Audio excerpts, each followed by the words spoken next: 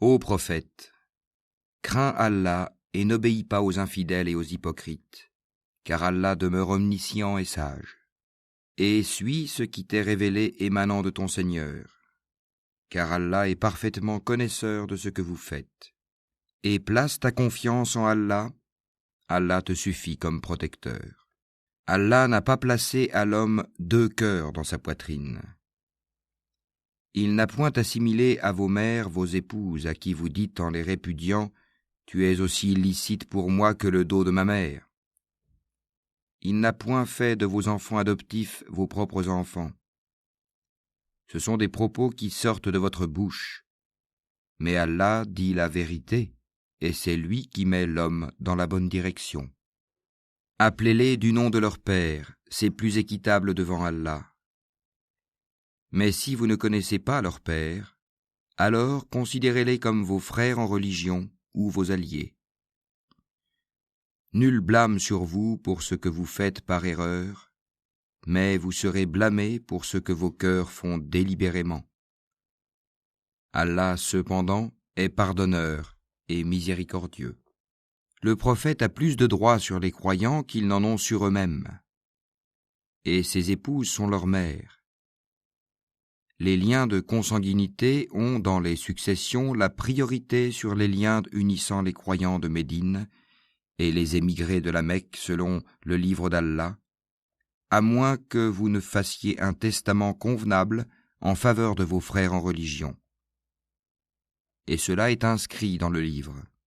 Lorsque nous prîmes des prophètes leur engagement, de même que de toi, de Noé, d'Abraham, de Moïse et de Jésus, fils de Marie, et nous avons pris d'eux un engagement solennel, afin qu'Allah interroge les véridiques sur leur sincérité, et il a préparé aux infidèles un châtiment douloureux.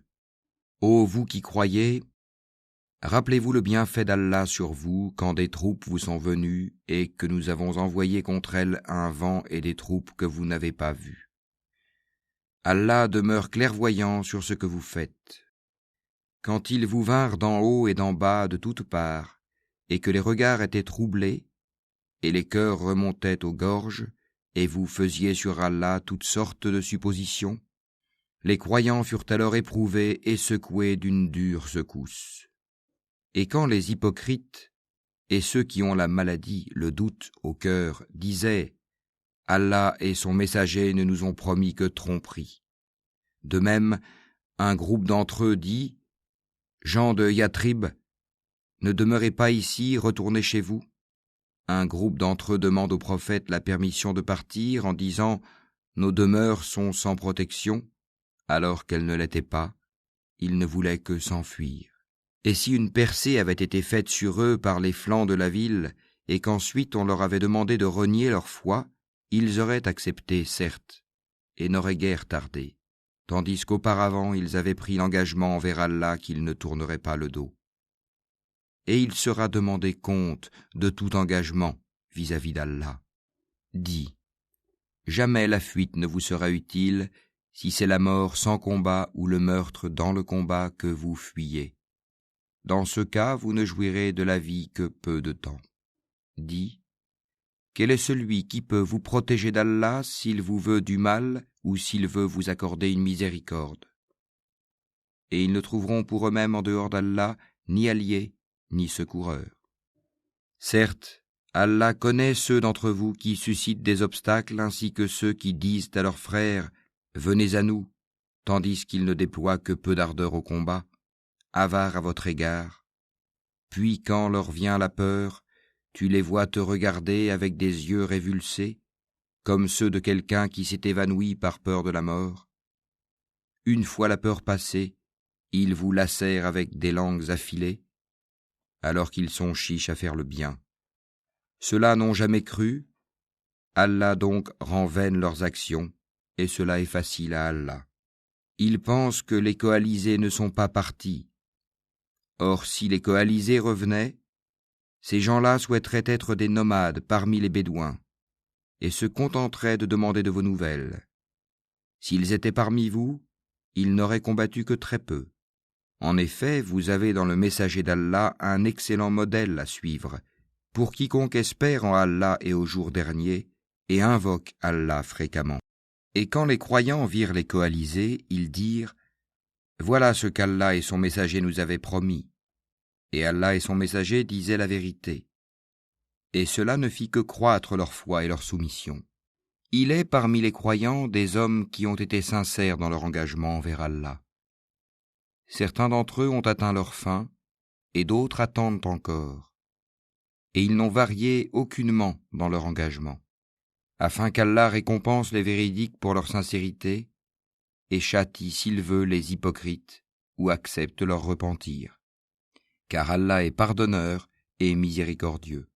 Et Allah a renvoyé avec leur rage les infidèles sans qu'ils n'aient obtenu aucun bien, et Allah a épargné aux croyants le combat. Allah est fort et puissant. Et il a fait descendre de leurs forteresses ceux des gens du livre qui les avaient soutenus, les coalisés, et il a jeté l'effroi dans leur cœur. Un groupe d'entre eux vous tuiez, et un groupe vous faisiez prisonniers. Et il vous a fait hériter leurs terres, leurs demeures, leurs biens, et aussi une terre que vous n'aviez point foulée. Et Allah est omnipotent. Ô prophète, dis à tes épouses, si c'est la vie présente que vous désirez et sa parure, alors venez, je vous donnerai les moyens d'en jouir, et vous libérerai par un divorce sans préjudice. Mais si c'est Allah que vous voulez, et son messager, ainsi que la demeure dernière, Allah a préparé pour les bienfaisantes parmi vous une énorme récompense. Ô femmes du prophète, celle d'entre vous qui commettra une turpitude prouvée, le châtiment lui sera doublé par 2 fois, et ceci est facile pour Allah. Et celle d'entre vous qui est entièrement soumise à Allah et à son messager et qui fait le bien, nous lui accorderons 2 fois sa récompense, et nous avons préparé pour elle une généreuse attribution. Ô femmes du prophète, vous n'êtes comparables à aucune autre femme.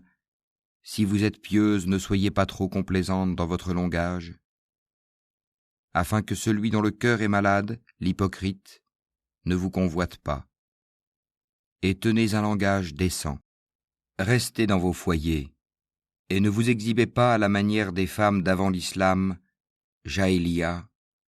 Accomplissez la salate, acquittez la zakat, et obéissez à Allah et à son messager. Allah ne veut que vous débarrasser de toute souillure, ô gens de la maison du prophète, et veut vous purifier pleinement. Et gardez dans vos mémoires ce qui, dans vos foyers, est récité des versets d'Allah et de la sagesse. Allah est doux et parfaitement connaisseur. Les musulmans et musulmanes, croyants et croyantes, obéissants et obéissantes, loyaux et loyales, endurants et endurantes, craignants et craignantes, donneurs et donneuses d'aumônes, jeûnants et jeûnantes, gardiens de leur chasteté et gardiennes, invocateurs souvent d'Allah et invocatrices, Allah a préparé pour eux un pardon et une énorme récompense. Il n'appartient pas à un croyant ou à une croyante, une fois qu'Allah et son messager ont décidé d'une chose, d'avoir encore le choix dans leur façon d'agir. Et quiconque désobéit à Allah et à son messager s'est égaré, certes, d'un égarement évident.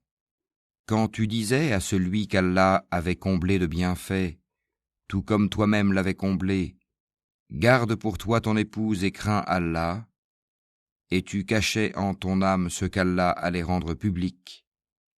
Tu craignais les gens et c'est Allah qui est plus digne de ta crainte.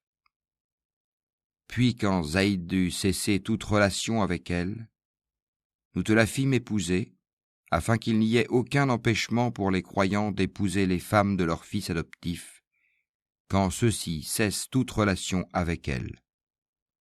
Le commandement d'Allah doit être exécuté. Nul grief à faire au prophète en ce qu'Allah lui a imposé, conformément aux lois établies pour ceux qui vécurent antérieurement. Le commandement d'Allah est un décret inéluctable. Ceux qui communiquaient les messages d'Allah le craignaient et ne redoutaient nul autre qu'Allah, et Allah suffit pour tenir le compte de tout. Mohammed n'a jamais été le père de l'un de vos hommes, mais le messager d'Allah est le dernier des prophètes. Allah est omniscient. Ô vous qui croyez, évoquez Allah d'une façon abondante, et glorifiez-le à la pointe et au déclin du jour. C'est lui qui prie sur vous, ainsi que ses anges, afin qu'il vous fasse sortir des ténèbres à la lumière. Et il est miséricordieux envers les croyants. Leur salutation au jour où ils le rencontreront sera « Salam, paix », et il leur a préparé une généreuse récompense. Ô prophète, nous t'avons envoyé pour être témoin, annonciateur, avertisseur, appelant les gens à Allah par sa permission, et comme une lampe éclairante. Et fais aux croyants la bonne annonce qu'ils recevront d'Allah une grande grâce. Et n'obéis pas aux infidèles et aux hypocrites. Ne prête pas attention à leur méchanceté, et place ta confiance en Allah, et Allah suffit comme protecteur. Ô vous qui croyez, quand vous vous mariez avec des croyantes et qu'ensuite vous divorcez d'avec elles avant de les avoir touchées, vous ne pouvez leur imposer un délai d'attente. Donnez-leur jouissance d'un bien et libérez-les par un divorce sans préjudice. Ô prophète, nous t'avons rendu licite tes épouses à qui tu as donné leur mar, dot, ce que tu as possédé légalement parmi les captives ou esclaves qu'Allah t'a destinées, les filles de ton oncle paternel, les filles de tes tantes paternelles, les filles de ton oncle maternel, et les filles de tes tantes maternelles, celles qui avaient émigré en ta compagnie, ainsi que toute femme croyante si elle fait don de sa personne au prophète, pourvu que le prophète consente à se marier avec elle. C'est là un privilège pour toi, à l'exclusion des autres croyants. Nous savons, certes, ce que nous leur avons imposé au sujet de leurs épouses et des esclaves qu'ils possèdent, afin qu'il n'y eût donc point de blâme contre toi. Allah est pardonneur et miséricordieux. Tu fais attendre qui tu veux d'entre elles, et tu héberges chez toi qui tu veux. Puis il ne t'est fait aucun grief si tu invites chez toi l'une de celles que tu avais écartées. Voilà ce qui est le plus propre à les réjouir, à leur éviter tout chagrin et à leur faire accepter de bon cœur ce que tu leur as donné à toutes.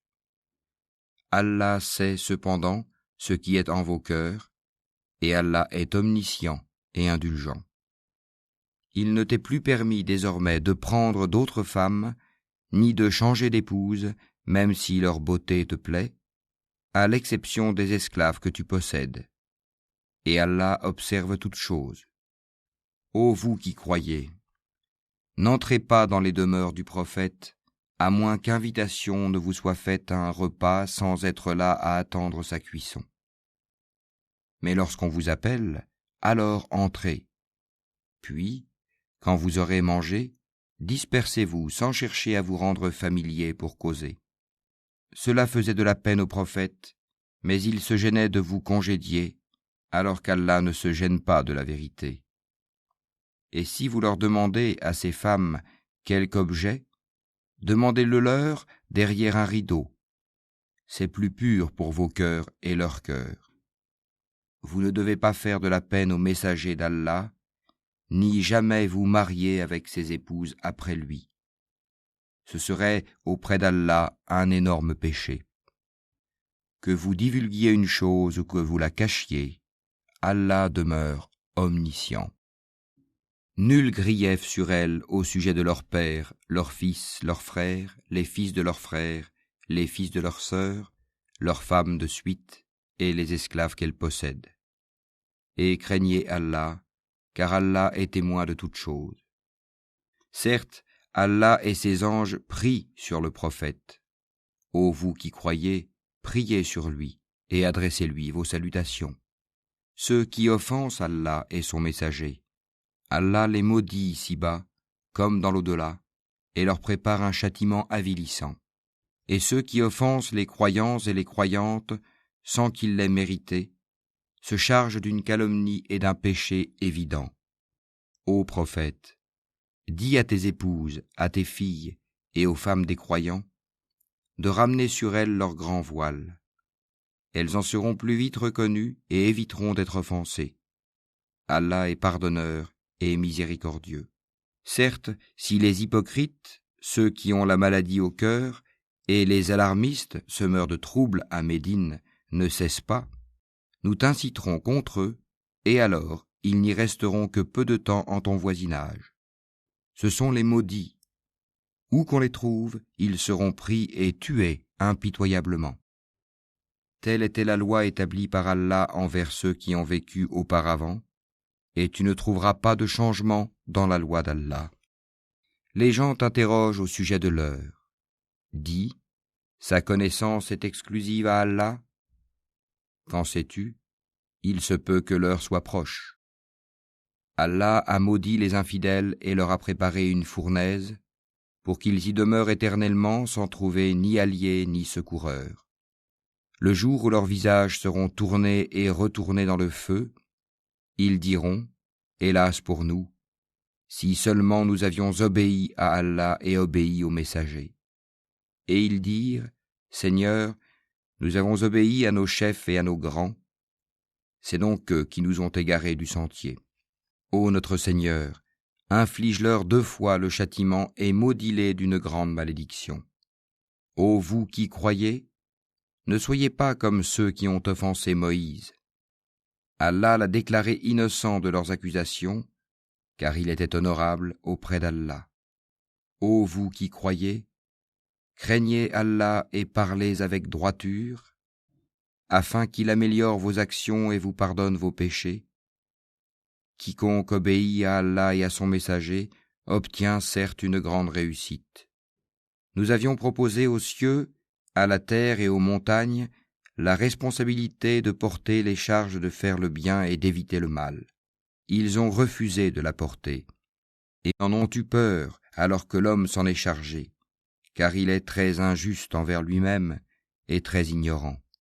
Il en est ainsi, afin qu'Allah châtie les hypocrites, hommes et femmes, et les associateurs et les associatrices, et Allah accueille le repentir des croyants et des croyantes. Allah est pardonneur et miséricordieux.